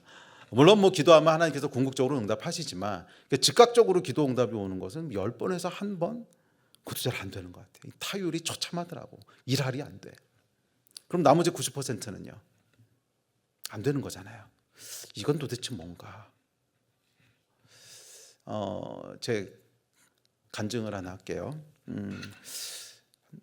뭐 10년도 훨씬 전이었어요. 10년도 훨씬 전이었는데 저희 이제 선교사 가정에 한 가정이 있었습니다. 제가 아주 아끼던 이제 선교사 가정이었는데 그 남편은 제 서울대 수학과 1년 후배였고 거기가 우리나라에서의 금융공학으로 첫 번째 박사를 받은 친구였어요. 그래서 금융공학자가 한 명도 없었을 때예요. 그게 무슨 말인지 아시는 분들은 아실 거예요. 월급이 연봉이 부르는 게 값이란 뜻입니다. 첫 번째 박사이기 때문에 이 친구가 처음으로 취직해서 들어갔는데 월급이 제 연봉보다 훨씬 많더라고. 월급이 제 1년 연봉보다 훨씬 많더라고요. 그러니까 진짜 부르는 게 값이었어요. 근데 그 대학교 1학년 때 선교사로 헌신을 했던 친구고 그래서 그때가 됐을 때 돈을 정말 많이 벌었어요. 그러니까 금융 쪽에 있었죠. 금융 쪽에서 금융 컨설턴트로 일을 했는데 돈을 정말 쓸어 담을 수 있는 자리였는데 이제 자기 하나님께 서원한 게 있다. 그래서 선교사로 들어가겠다고. 그래서 선교사로 들어갔던 친구입니다. 레바논에 들어갔는데 그리고 자매는 제가 이제 미국에 있을 때 유학생으로 있을 때 저희가 전도해가지고 예수 믿게 된 자매인데 어떻게 또 이렇게 둘이 이제 만나가지고 결혼을 했어요. 근데 이 자매는 제가 본 사람 중에 가장 사역을 잘하는 사람이었어요. 정말 이런 사람은 와 세상에 이렇게 사역을 잘하는 사람도 있구나. 그냥 어디다 갖다 놓든지 간에 일주일이면 교회가 세워져.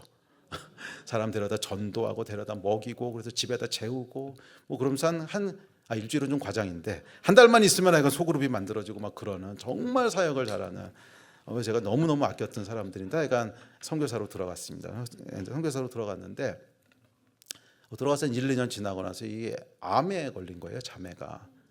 그러니까 유방암에 걸렸습니다. 그래서 이제 급하게 나오게 됐습니다. 오래 있지 못하고 나왔는데 뭐 나와서 이제 수술을 받았어요. 수술을 받고는 이제 근데 수술 받고 나서 한 두어 달 있더니 다시 레바논으로 들어가겠다는 거예요. 그래서 안 된다고. 예, 그 암은 적어도 5년은 지켜봐야 된다고. 그러니까 절대로 지금 들어가면 안 된다고. 그런데 계속 와서 우기는 거예요. 그리고 나중에 뭐라 그러냐면 저한테 목사님, 내 한 몸 살겠다고 하나님이 주신 사명의 자리를 떠나 있는 게 맞습니까? 뭐라고 이게 얘기를 못 하겠는 거예요. 그래서 그럼 알았다고. 그럼 들어가긴 들어가는데 매년 나와서 이제 검사하고, 이제 그래야 된다고. 이제 그러고 들어갔습니다. 들어갔는데 1년쯤 지났는데 암이 재발을 한 거예요. 그래서 이제 다시 나오게 됐습니다. 교회가요 정말 열심히 기도했습니다. 아마 그렇게 열심히 기도한 적이 없었을 것 같아요. 전 교인이, 그때 뭐 교회가 크지 않았지만 전 교인이 금식하면서 기도하고 철야하면서 기도하고 정말 생명 걸고 기도했어요. 그리고 믿음으로 기도했어요. 하나님 고쳐주십니다. 우리 다 같이 믿음으로. 그래서 진짜 믿음으로 기도했는데 우리 기도대로 안 됐어요. 하나님께서 데려가셨습니다. 그 임종하기 직전까지 믿음 가지고 기도했어요. 정말로. 임종하는 자리에 제가 있었는데 임종하는 직전까지 기도를 했는데 하나님 데리고 가셨어요. 그 다음부터 이게요 어떻게 해야 될지를 모르겠더라고요. 제가 일단 교인들한테 뭐라고 얘기를 해야 되는 건지. 기도합시다. 분명히 하나님 고쳐주실 것입니다. 믿음으로 합시다. 근데 안 고쳐주셨잖아요. 이거 뭐라고 설명을 해야 되는 건가? 설명은 고사하고 나도 소화가 안 돼요. 나도 소화가 안 되고 정말 어려운 시간을 보냈습니다. 제가 거의 한 1년 정도를 한 번도 웃지 않고 살았던 것 같아요. 제가요 굉장히 자존감이 높은 사람이에요. 그래서 신학교 때 검사했더니 상위 99%가 나왔는데 평가가 뭐냐면 모든 사람이 당신을 좋아할 수 있다고 착각할 수 있으니 조심하십시오. 이게 제 자존감 테스트 결과였는데 그때 1년은요 이런 게 우울증인가 보다, 이런 게 우울증인가 보다 할 정도로 이제 아주 힘든 시간을 보냈습니다. 오늘 감사하게도 하나님께서 한 몇 년 동안 이제 시간이 지나고 그 형제 선교사는 이제 다시 결혼을 해서 다시 레바논으로 들어와서 지금 레바논에 있습니다. 감사하죠. 그러고 나서 이제 시간이 흘렀습니다. 시간이 한 10몇 년이 흐르고 한 2년 전이었던 것 같아요. 3년 됐구나. 이제 2년 전에 저희 선교사 한 명이 또 암에 걸렸습니다. 그 자매 선교사가 소천에 있을 때 39살이었는데 이 형제도 39살이었어요. 형제 선교사였는데 중동에서 사역하고 있던 선교사였는데 근데 이 친구도 대학교 1학년 때 조회교회에서 예수 믿고 거기서 쭉 커서 헌신해서 신학교 가고 선교사가 되고 중동에 나가 있고 이랬던 선교사였는데 잠깐 안식년 나왔다가 이제 들어가려고 건강 검진을 했는데 대장암인 것이 이제 발견이 됐습니다. 대장암 3기였나 4기였나 이건 그래서 또 다시 기도를 시작했습니다. 열심히 기도했습니다. 정말 열심히 기도해 살려달라고 열심히 기도했어요. 이번에도 하나님께서 그냥 데려가셨어요. 근데 이 두 번째로 선교사를 떠나보내면서 첫 번째하고는 조금 달랐어요. 첫 번째는 뭐가 뭔지 몰라서 그냥 일방적으로 얻어맞은 느낌이었다면 이 두 번째는 뭔가 하나님이 하시는 말씀이 있는 것 같았어요. 그래서 이 선교사를 떠나보내고 그 장례를 치르고 이렇게 돌아왔습니다. 장례를 치르고 돌아와서 이제 그 다음 날인가 다다음 날인가 저희가 이제 금요 예배로 모이는 날이었는데 이제 그날 아침에 이렇게 기도를 하고 있는데 하나님께서 그 말씀을 하시는 거예요. 지금은 너희가 최고의 예배를 드려야 될 때다. 무슨 말씀이지? 그러면서 성령께서 뭐라 그러시냐면 모든 것이 잘 풀릴 때야 예배하지 않는 사람이 어디 있겠냐. 모든 것이 잘 풀리고 기도한 대로 응답받을 때 거기서 예배하지 않는 사람이 어디 있겠냐. 최고의 예배는 너의 기도가 응답되지 않는 것처럼 보일 때, 마치 하나님이 나를 버리신 것 같을 때, 그때도 예배하는 그것을 하나님께서 최고의 예배로 받으신다. 그 얘기를 하시는 거예요.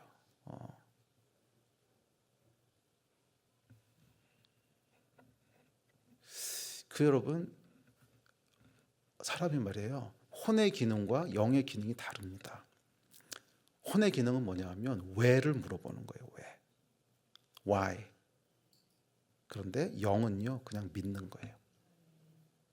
왜 혼의 기능이 why냐 하면 혼은요 보이는 세상을 살아가기 위한 기능입니다. 우리 뇌에서 일어나는 거. 그러니까 이유를 파악을 해야지 우리가 대처를 할 수가 있어요. 예? 왜 그런지를 알아야 우리가 대처할 거 아닙니까? 그래서 혼의 기능은 끊임없이 왜를 물어봐요. 그런데 영은 왜를 물어보는 게 아니에요. 그냥 믿는 거예요. 그냥 믿는 거예요. 왜? 하나님이 하시는 일은 다 이해할 수 없거든. 만약에 여러분 우리가 하나님이 하는 일을 다 이해한다면 그 하나님이 나를 창조하신 하나님일까요? 아니면 내가 만들어낸 신일까요? 우리가 하나님이 하신 일을 다 이해할 수 있다면 나를 창조한 신이 아닙니다. 내가 만들어낸 신이죠. 왜? 예? 적어도 내가 하나님보다 크다는 거잖아요. 아니요 여러분, 하나님이 우리보다 크세요. 이만한 분이세요. 우리는 그 안에 요만큼 있는 거예요. 요만큼은 이해할 수 있지만 이해할 수 없는 부분들이 훨씬 많아요. 많아야만 돼요. 많아야만 그 하나님이 우리를 창조하신 분이세요. 왜? 우리보다 크셔야 되니까. 잘 생각해 보십시오 여러분. 우리가 어린 아이들하고 대화할 때도 모든 걸 다 설명할 수 있습니까? 안 되죠. 설명 안 되는 것들이 있잖아요. 예. 요만한 아이가 와서 캔디 줘 아빠 캔디 줘 그러면 아유 캔디 먹으면 이빨 썩어. 아 이빨 썩는 게 뭐야? 이해가 안 되죠. 그러면 아이 그냥 아빠 믿어. 아빠 믿어. 이렇게밖에 설명이 안 되잖아요. 그런데 어린아이와 어른의 갭보다 하나님과 우리의 갭이 1000만 배는 더 클 텐데 하나님이 하시는 일을 어떻게 이해하겠어요? 이해 못하는 게 대반인 거죠. 그래서 하나님 뭐라 그러셨냐면 믿으라는 거예요. 다 이해될 수 있으면 뭐 믿음이 설 자리가 없죠. 다 이해되면 믿는 게 아니죠. 이해하는 거지. 이해가 안 되니까 믿으라는 거죠. 그러니까 믿음은 언제 발휘되기 시작하는 거냐 하면 이해가 안 될 때 발휘되기 시작하는 거예요. 이해가 되면 이해하는 거지 믿는 게 아니에요. 이해가 되면 혼의 기능이 작동하는 거지 영이 작동하는 게 아니에요. 그러니까 우리의 영은요 언제 움직이기 시작하냐 하면 이해할 수 없는 일 앞에 딱 섰을 때 거기서 내가 영으로 반응할지 혼으로 반응할지가 결정되는 거예요. 다 이해되는 일 앞에서는요 영으로 반응할 게 없어요. 그냥 이해하면 되는데 뭐. 언제 우리의 영이 움직이냐 하면 이해할 수 없는 일 앞에 딱 선 거예요. 그랬을 때 영으로 반응할지 혼으로 반응할지를 결정하는 겁니다. 혼으로 반응하는 건 뭐냐 하면 왜를 물어보는 거예요. 왜? 왜 그렇습니까? 왜 그렇습니까? 그러면 여러분 이 끝은요 정해져 있어요. 영적으로 침체돼요. 왜? 혼을 부지런히 썼으니까. 혼을 부지런히 썼으니까 뭐가 강화되겠어요? 혼이 강화되는 거죠. 네, 그 끝에는 침체밖에 없어요. 영을 써야 됩니다. 영을 쓰는 건 뭐예요? 믿는 거예요. 다 이해할 수 없지만 믿습니다. 내가 이해는 안 되지만 여전히 하나님을 믿습니다. 내가 다 이해할 수는 없지만 여전히 하나님은 선하십니다. 내가 다 이해할 수는 없지만 여전히 하나님은 실수가 없으십니다. 이게 영이에요.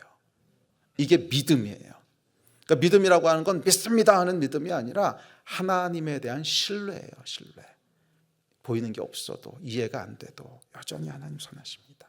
여전히 하나님 선하십니다. 이게 믿음이죠. 이 믿음을 사용했을 때 우리가 믿음에서 믿음으로 믿음에서 믿음으로 우리의 영이 성장하기 시작하는 거예요. 그래서 여러분 그러니까 영적인 성장은요 항상 거기서 일어나요. 항상 이해할 수 없는 일 앞에서만 영적인 성장이 일어나지 다 이해할 수 있는데 영적 성장이 일어나는 건 제가 못 봤어요. 그거는 머리만 커져요. 지식은 교만하게 하며 지식은 교만하게 하며 항상 영적인 성장은 언제 일어나요? 우리의 영성은 언제 만들어지냐 하면 이해할 수 없는 일 앞에서 어떻게 반응하는가, 이해할 수 없는 일 앞에서 어떻게 반응하는가, 거기서 왜를 물어봄으로 혼을 사용할 것인지 아니면 이해할 수 없지만 하나님 믿습니다 믿음을 발휘할 것인지 여기서부터 영이 움직이는 거예요. 거기서 영성이 만들어져요. 영성은 항상 여기서 만들어져요. 왜? 믿음은 이해할 수 없는 일 앞에서만 요구되니까 뭐 이해할 수 있으면 이해하면 되지 무슨 믿음이에요. 이해할 수 없는 일 앞에 섰을 때 거기서 하나님이 믿음으로 건너온 사람들에게 영적인 권위를 주시는 거예요. 영적인 권위를 주시는 거예요. 그게 영성이고 영적인 원리입니다. 아마 이 가운데도 이해할 수 없는 옆에 서 계신 분들 계실 거예요. 뭐 지금이 아니더라도 과거를 돌아보면 많았을 거예요. 맞아요. 우리가 사는 세상은 불의한 세상입니다. 불의하다고 하는 것은 죄로 말미암아 모순된 세상이라는 거예요. 의인이 왜 그렇게 고통을 받는지, 악인이 왜 저렇게 잘 되는지 이해할 수 없는 세상 아닙니까? 그게 죄거든요. 죄는 억울한 거예요. 근데 이 불의한 세상 가운데 놀랍게도 하나님께서는 그 불의함을 섭리적으로 사용하셔서 우리를 영적으로 성장하게 하세요. 그게 영적인 원리입니다. 그래서 고난이 없고 시험이 없으면 사생하라 그랬어요. 고난이 없고 시험이 없으면 사생하라 그랬어요. 그 앞에 서야만 성장할 수 있기 때문에 그래요. 그래서 그날 이제 금요 예배에 갔습니다. 가서 이제 성도들이 이렇게 모였죠. 모였을 때 그 말씀을 나눴습니다. 지금 우리가 최고의 예배를 드려야 될 때입니다. 이해할 수는 없지만 믿을 수는 있습니다. 우리가 다 이해할 수는 없지만 하나님을 믿을 수는 있습니다. 그러고 예배를 드렸는데 저는요 하늘이 열린다는 게 그런 거라는 거 그때 처음 봤어요. 세상에 이렇게도 예배할 수 있구나 하나님 앞에. 전 교인이 울면서 무릎 꿇고 예배가 끝나질 않아요. 와, 이게 하늘이 열리는 예배가 이런 거구나. 그리고 정말 감사하게도 한 명도 시험에 든 사람이 없어요. 한 명도 시험에 든 사람이 없고 감사, 또 감사, 또 감사. 이해가 안 되지만 그래도 감사. 그 정말 감사하게도 그 선교사 소천하고 그 남아 있는 사모와 이제 어린 딸 한 명 있었는데 당연히 힘들죠. 그렇게 선교사님 소천하고 나면 보통 정신과 치료를 받습니다. 너무 힘들어서. 근데 감사하게도 하나님께 회복시켜 주셔서 작년 가을에 딸 데리고 다시 선교주 들어갔고요. 사명의 자리에 있어야지. 근데 본인이 들어가겠다고 우겨서 들여보냈어요. 여기서 나와 있으면 뭐 하겠습니까? 우리 부르신 곳에 가 있어야죠. 그래서 같이 들어갔어요. 같이 들어가서 그 유골함을 제가 들고 같이 들어가서 이제 그 땅에다가 묻고 그러고 나왔습니다. 우리는 아직도 이해를 못해요. 하나님께서 왜 그렇게 하셨는지.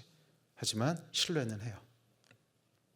실수하지 않으시는 분, 완전하신 분. 그게 여러분 영성입니다. 항상 하나님 신뢰하세요. 좋으신 분이세요. 실수하지 않으세요. 단지 내 이해를 뛰어넘으실 분이에요. 이 믿음으로 살아가는 여러분 되시기를 주의 이름으로 축원합니다. 기도합시다.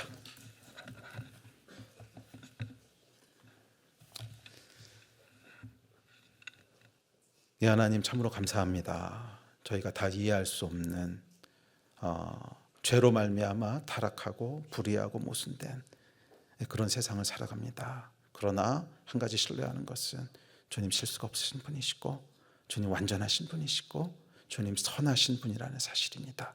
주님 이 믿음으로 살아가는 우리 귀한 성도들 다 되게 해 주십시오. 머리로 살아가는 자들이 되지 말게 하시고 믿음으로 살아가는 자들이 되게 하여 주십시오. 이해할 수 없는 수많은 삶의 함정들과 수많은 삶의 모순들 가운데서 여전히 하나님은 선하시다고 고백하는 이 최고의 예배를 드리는 자들이 되게 해주시고 이 예배를 하나님께서 기쁘게 받으시고 정말 놀라운 하늘의 축복들을 부어주시는 큰 은혜가 있게 해주시기를 간절히 소원합니다. 주님 혹시라도 이 가운데 이해할 수 없는 일에 트랩에 갇혀 계신 분이 계십니까? 오늘 하나님께서 찾아가시고 말씀하셔서 지금이 믿을 때라고 하는 놀라운 진리의 말씀을 선포하여 주시고 믿음으로 다시 한번 일어나게 하여 주시옵소서. 이해할 수는 없지만 우리가 믿을 수는 있습니다. 믿음의 사람들 다 되게 하여 주시옵소서. 감사합니다. 주 예수 그리스도의 이름으로 기도했습니다. 아멘.